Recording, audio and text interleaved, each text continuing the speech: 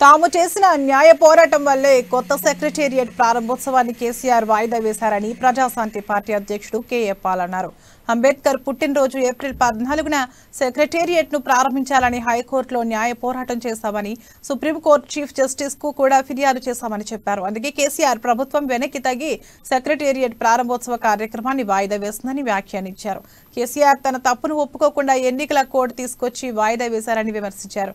మొత్తానికి కొత్త సెక్రటేరియట్ ప్రారంభోత్సవం కేసీఆర్ బర్త్డే రోజున ప్రారంభించకుండా చేశామని పాల్ అన్నారు. తల్లిళ్ళు ఆత్మహత్యలు చేసుకుంటామనంటే నేను ఎంతో బాధపడి మీకు వార్నింగ్ ఇస్తూ హెచ్చరిస్తుంది ఏంటంటే, ఇప్పటికీ 100 సార్లు చెప్పాను, మీరు 1% మారలేదు. ఎలక్షన్ గురించి మీ పుట్టుకరోజు సెక్రటరియట్ బిల్డింగ్ ని పోస్ట్పోన్ చేయలేదు. ఆనరబుల్ హైకోర్టు 5 సార్లు ఫిబ్రవరి 3ని, 6ని, 7ని, 9ని, చివరికి నిన్న 10వ తారీఖున కూడా ఉదయం ఎన్ని మొట్టికాయలు పెట్టారు మీకు. జనవరి 30ని కామారెడ్డిలో మీరు ఓడిపోలేదా? అక్కడ 10,000 కోట్ల రూపాయల ప్రాజెక్ట్ పెడుతున్నారు. నేను వెళ్తే వాళ్ళు ఎంతో ఏడ్చారు కామారెడ్డి ప్రజలు.